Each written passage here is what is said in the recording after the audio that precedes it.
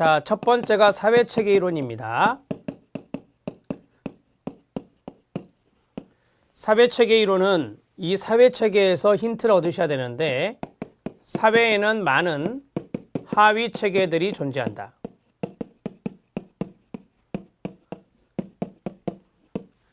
이 하위 체계에 지역사회도 포함된다라고 하는 겁니다. 지역사회도 포함된다. 자, 사회가 있으면 그 안에 지역사회가 있는 것이다. 그래서 두 번째 중요한 것은 이 하위 체계 간의 상호작용이 일어난다. 하위 체계 간의 상호작용이 원활할수록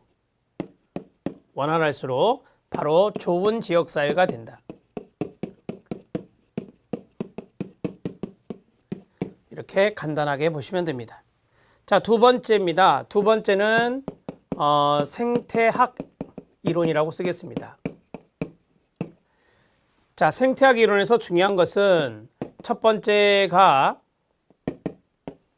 역동적인 진화 과정이다라는 말을 했습니다.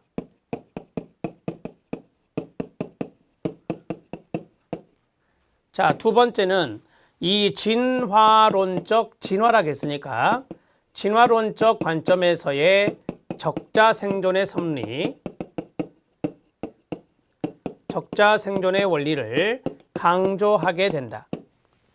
그 다음에 이 생태학 이론은 정적인 개념이 아니라 역동적이다라고 했습니다. 지역사회의 역동성을 강조하게 된다. 이렇게 정리할 수 있습니다. 그러면 지역사회의 역동성이라는 것은 그 안에 경쟁이라는 거, 사례로 나왔던 공동화 현상이라는 거, 자, 그 다음에 중심화, 분리, 자, 이러한 것 등이 지역사회에서 나타난다라고 하는 겁니다. 지역사회 현상에 중점을 둔다, 이렇게 정리하시면 됩니다. 자, 생태학 이론에 대해서 이야기했고요. 사례로 나왔던 것이 바로 이 도시 공동화 현상, 이런 것들이 바로 사례로 출제가 됐다. 이렇게 써놓으시면 될 것 같아요. 자, 그 다음에 하나만 더요. 우리가 생태학 이론에서 인간행동과 사회환경에서 강조했던 것이 파입니다. 따라서 이것은 지역사회와 지역사회 환경과 그 다음에 개인 간의 상호작용, 이런 것들을 강조하는 것도 써놓으시면 도움이 되겠죠. 자, 두 가지를 정리했습니다. 자, 그러면 그 다음 페이지로 넘어가서 구조 기능론과 갈등 이론이 있습니다. 시험에 좀 잘 출제가 안 되는 이론 중에 하나인데요. 갈등 이론이 한번 나온 적이 있기 때문에 갈등 이론에 별표 하나만 치십시오.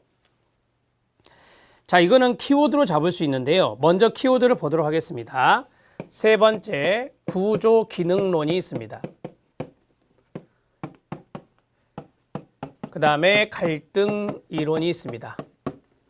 이것은 제가 앞에서 기능주의 관점과 갈등주의 관점에서 썼던 내용과 일맥상통하기 때문에 키워드 정도만 보겠습니다. 안정, 적응, 균형, 조화, 하위 체계 간의 상호작용, 자, 이런 것들을 중점적으로 보는 것이 구조 기능론이라면, 갈등 이론은 갈등, 대립, 투쟁, 이런 것들이 바로 사회 발전의 요소가 된다. 이렇게 보는 겁니다. 그래서 구조 기능론은 안정, 적응, 균형, 조화, 그 다음에 갈등 이론은 갈등, 대립, 투쟁, 이런 것들을 정리할 수 있고, 이거는 갈등은 사회악이다라고 봅니다. 갈등은 사회악이다라고 봅니다. 따라서 갈등이라고 하는 것이 사회 발전의 요소로 봤던 갈등 이론과 서로 반대가 된다라고 정리하셔도 됩니다. 자, 보겠습니다. 구조 기능론입니다. 사회는 여러 부분으로 구성되어 있고 각 부분은 합의된 가치와 규범에 따라 변화하며 균형, 동그라미, 안정, 동그라미, 이것을 강조합니다. 사회는 경제, 종교, 가족 등과 같이 다수의 상호 연관적이고 상호 의존적인 부분들로 구성되면서 동시에 각 부분들은 전체가 성공적인 기능을 발휘할 수 있도록 기여합니다. 지역사회를 하나의 사회체계로 간주하게 됩니다. 그래서 여기 보면 하위체계 간의 상호작용이란 말이 있죠. 사회체계 이론과 같은 맥락으로 생각하셔도 됩니다. 지역사회 기능을 생산, 분배, 소비의 기능, 사회화의 기능, 사회통제 기능, 사회통합의 기능, 상부상조 기능으로 이루어진다라고 했어요. 기능이란 단어가 있잖아요. 그래서 이 기능이라는 지역사회 기능, 이런 것들을 강조하는 것이 바로 구조기능론이다. 이렇게 정리하셔도 됩니다. 지역사회에 적용되는 관점이 있습니다. 지역사회는 정부, 경제, 사회, 종교, 가족 등과 같은 다양한 하위체계들로 구성되어 있는 하나의 체계가 되고요. 2번 체킹, 하위체계 내에 성원들 간의 하위체계 간의 상호 관련성이 있다. 말씀드렸죠. 지역사회를 포함한 모든 사회체계는 균형상태, 균형의 동그라미, 균형상태를 향해 움직이는 경향이 있습니다. 그 결과 다양한 부분들 간의 조절, 조정, 통합이 이루어지면서 균형의 동그라미, 균형상태를 유지하게 됩니다. 하위체계 간의 상호 관련성이 있다 하더라도 각각의 하위체계들 역시 하나의 분리된 실체를 이루고 있습니다.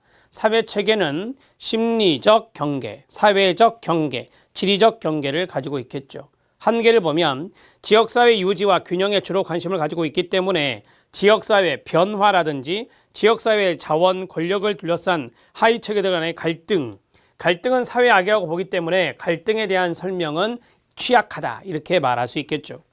갈등 이론입니다. 갈등 이론을 중심으로 삼는 관점에서는 지역사회에 존재하는 갈등 현상에 주목합니다. 있죠? 갈등 현상에 주목한다. 지역사회 내의 구성원들이 경제적 자원, 권력, 권위 등의 불평등의 동그라미. 왜 갈등하겠어요? 자원 배분이 불평등하니까 갈등하는 겁니다. 불평등한 배분관계에 놓여 있을 때 갈등이 발생하고 이러한 갈등 관계를 통해 지역사회 변동을 초래한다. 그 변동 대신에 쓸 수 있는 게 뭐죠? 변화예요. 변화. 그래서 여기 갈등에서는 지역사회의 변화 이런 것들을 중시하는 것인데 불평등의 회서가 여기에 들어갈 수 있겠죠. 불평등의 문제로 인해서 갈등이 일어났으니 그러한 갈등주의 관점에서는 이런 걸 해결하는 노력을 하겠죠. 그래서 불평등의 해소라고 하는 이 지역사회 변화를 강조할 수 있습니다. 지역사회 갈등에 대한 이해입니다. 지역사회 갈등은 경제적 문제로 인한 갈등, 권력이나 권위로 인한 갈등, 문화적 가치, 신념 차이로 인한 갈등, 여러 가지 갈등의 원인이 있을 수 있습니다. 지역사회 갈등은 특정 쟁점에서 일반 쟁점으로 변화될 수 있으며 지역사회 갈등이 지속되면 새로운 쟁점이 제기되거나 특정 쟁점에 대한 반대에서부터 반대자에 대한 직접적인 적대감으로 비화되는 경향도 있습니다. 지역사회 구조에 대한 갈등의 영향으로 조직 간의 또는 지역사회 체계 간의 변동이 일어납니다. 영향력이 있는 지역사회 지도자들, 지역사회 조직들은 갈등에 많은 영향을 미칠 수가 있을 겁니다.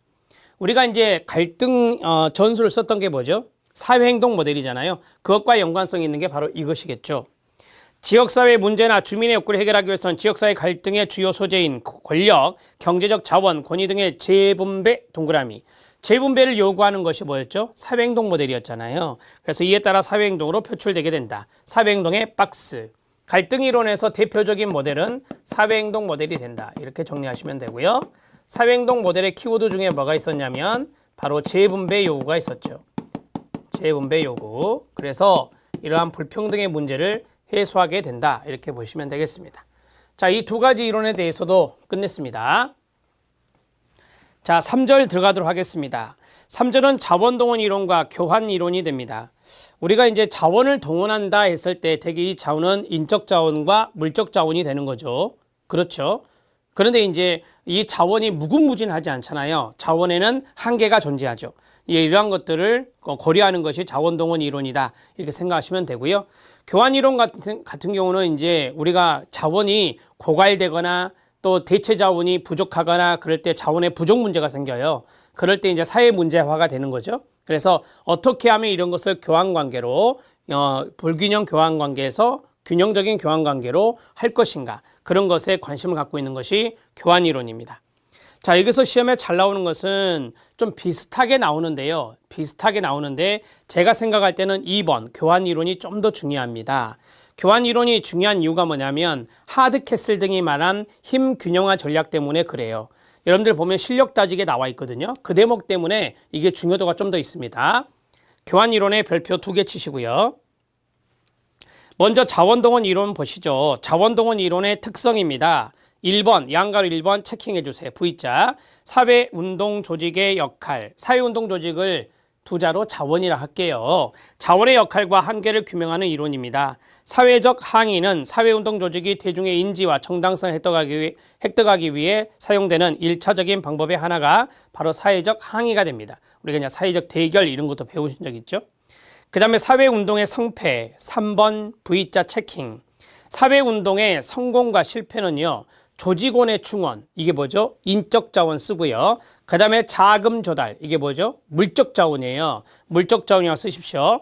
그러니까 사회운동의 성패는 뭐냐면 자원동원이라는 거예요. 자원동원, 적절한 조직 구조를 개발할 수 있는 능력에 달려 있습니다. 사회운동이 성공하기 위해서는 조직원들의 집합적인 정체성 형성을 돕고 이것을 토대로 자원들의 헌신을 이끌어낼 수 있는 환경 조성이 필요하겠죠. 자원동원의 한계는 뭐냐? 자원동원을 위한 외부 자원의 의존은 조직의 자율성이나 역동성을 약화시킬 수 있겠죠. 그러니까 자원이 많이 외부에 있는데 여기에 조직이 많이 너무 의존도가 높아버리면 이 조직의 자율성이 많이 침해가 돼요. 그 다음에 역동성도 침해가 되겠죠. 한쪽으로 수동적으로 받기만 하기 때문에 역동적인 상호작용하는 그러한 부분들은 더 부족할 겁니다. 자원동원 이론의 적용입니다. 사회적 불만의 팽배를 사회운동의 직접 원인으로 보는 전통적 시각을 비판하게 되는 거고요. 사회운동으로서 집합행동 또는 집단행동이 일어나기 위해서는 계기가 필요하다고 주장합니다. 이러한 계기를 만들어내는 사람이 운동가가 되고요. 이 운동가는 조직 속에서 활동하게 됩니다. 조직이 활성화되기 위해서는 자원이 필요하다. 4번만 체킹하세요. 조직이 활성화되기 위해서는 자원이 필요하며 자원의 유무에 따라 사회운동의 성패가 결정됩니다. 자원에는 인적 자원과 물적 자원이 있다 했습니다. 돈, 자본이 되겠죠. 정보, 사람, 조직원 간의 연대성, 사회운동의 목적과 방법에 대한 정당성이 포함됩니다. 자원동원의 과제를 보면 조직원을 확보해야 됩니다. 그 다음에 잠재적 조직원에 대한 조직의 철학과 이념을 전달할 필요가 있습니다. 그 다음에 사회운동 단체가 힘을 갖기 위한 과제가 있는데요. 이 사회운동 단체가 우리 시민운동 단체 이게 많이 들으시잖아요. 시민사회단체라고도 하고요. 자, 그러한 것들이 되겠는데 보다 적극적인 참여 활동을 위해 회원 간의 동질적인 정체성을 갖게 해야 되겠죠. 강력한 운동 조직들은 그들의 대의를 전달하기 위해서 외부의 여러 가지 채널을 활용할 수 있습니다. 재정의 안정성 측면에서 볼 때 충성심이 강한 회원과 거액 기부자 이런 사람들이 필요하겠죠. 자, 자원동원 이론은 뭐 그리 어려운 건 아니에요. 말 그대로 이해하시면 되기 때문에. 그런데요. 자, 자원동원 이론입니다. 자원동원 이론에서 여기에 있는 자원은 인적 자원이 되고 인적 자원은 조직원이 될 수 있습니다. 조직원. 그 다음에 물적 자원이 있습니다. 물적 자원은 자금 등이 되겠습니다. 자, 이러한 자원들이 있는데 이러한 자원들을 동원하는 것이 바로 이 사회운동의 성공과 실패를 가늠할 수 있는 것이다. 사회운동의 성패는 사회운동의 성공과 실패, 성패는 자원동원 정도에 있다.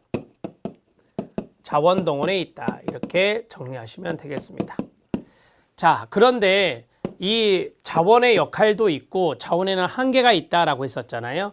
그래서 자원의 역할과 자원의 한계 이런 것들을 설명하는 이론이 바로 자원동원 이론이다. 간단하게 보시면 되겠습니다.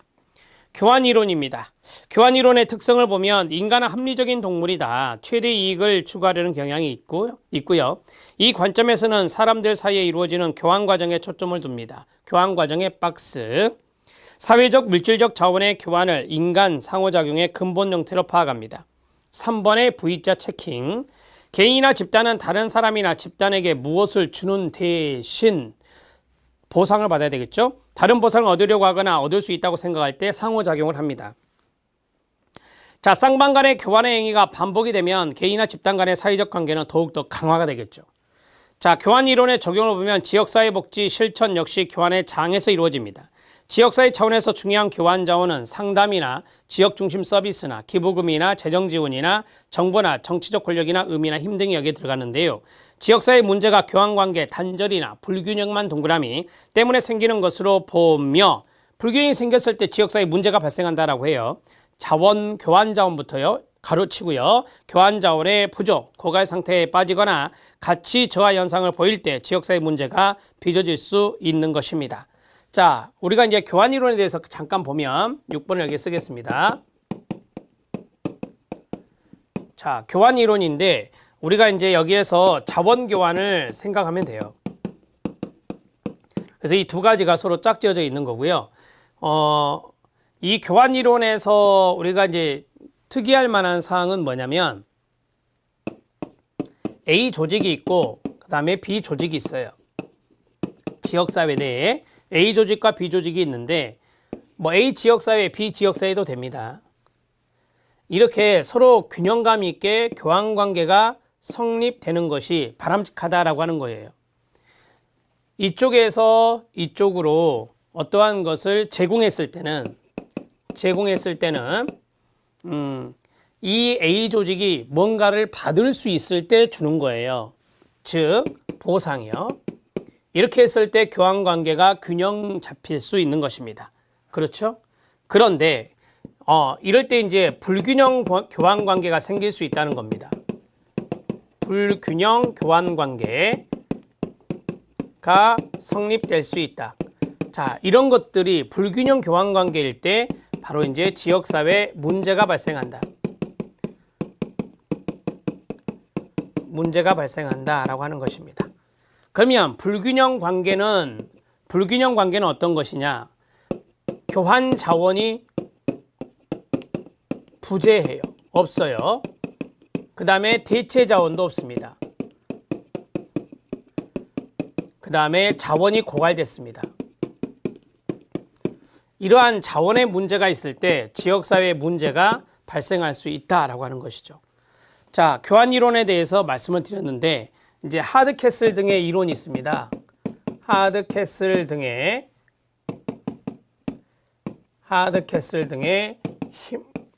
힘 균형화 전략입니다. 자, 이 전략은 여러 가지가 있는데 우리 시험에 3개씩 묶어서 옳은 내용 찾는 문제다가 한 문제 나왔고요. 그 다음에 사례 문제가 나온 적이 있습니다. 그 사례 문제에서 유형의 양가로 2번 경쟁이 나온 적이 있습니다. 경쟁의 별표 하나 쳐주시면 됩니다. 실력 따지기 들어갑니다. 하드캐슬 등의 힘 균형 전략입니다. 교환 참여 주체인 A와 B의 교환에서 발생하는 교환상의 불균형을 수정 동그라미 수정하기 위해서 취할 수 있는 힘 균형 전략입니다. 5가지로 제시했는데요. 경쟁, 재평가, 호혜성, 연합, 강제 전략입니다.